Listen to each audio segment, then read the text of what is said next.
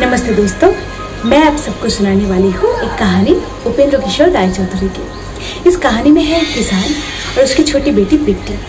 तो एक दिन बिट्टी अपने आंगन में झाड़ू लगा रही थी, तो उसने अचानक दूर से देखा उसके पापा आ रहे हैं, दौड़ते दौड़ते, भागते भागते, डरते डरते।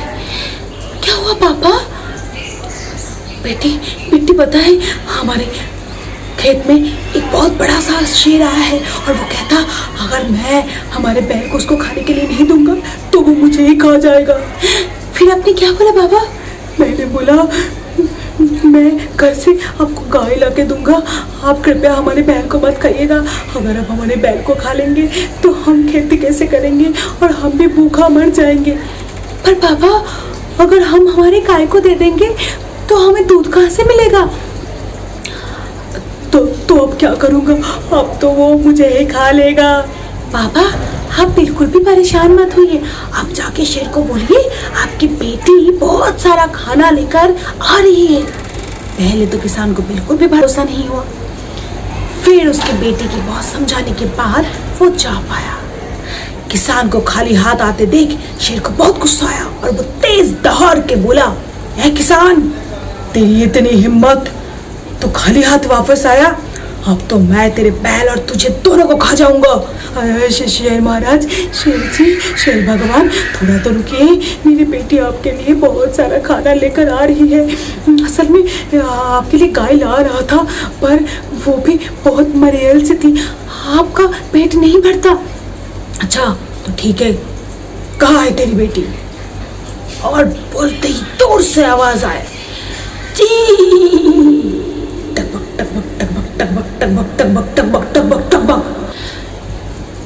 सिर पे एक बड़ा सा पगड़ बांधे घोड़े पे सवार होकर वहां पहुंची बिट्टी।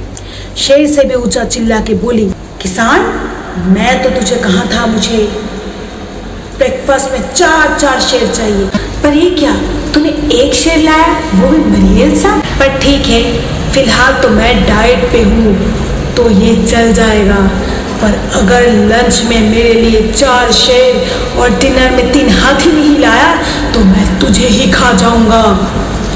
ये सुन के शेर को लगा पता नहीं ये कौन सी राक्षसी है जो शेर और हाथी खाता हो, तो वो अपनी जान बचा के दुम दबा के भागा जंगल में। शेर को भागते देख किसान बहुत खुश हुआ और उसको लगा कि वो लोग बच गए, पर नहीं, वो लोग नहीं बचे, क्योंकि सुबह से एक लोमड़ी झोपड़ी के पीछे छुप छुप के सब देख रहा था, क्योंकि भूख तो उसे भी लगा था।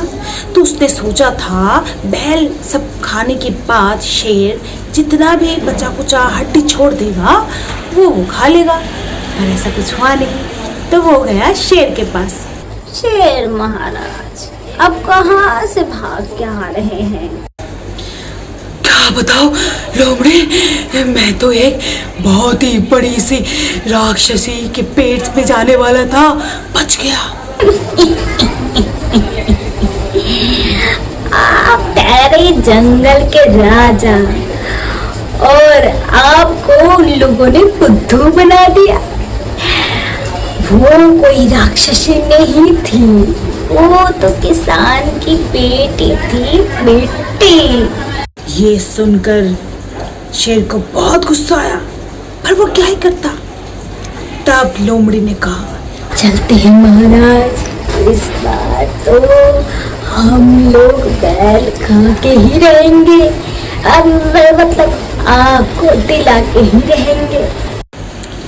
पर शेर एक ही शर्त पर राजी हुआ, अगर लोमड़ी अपनी पूंछ के साथ उसके पूंछ बांध दे तो। लोमड़ी को क्या, वो लोग पूंछ बांधे और वापस पहुंचे खेत पर।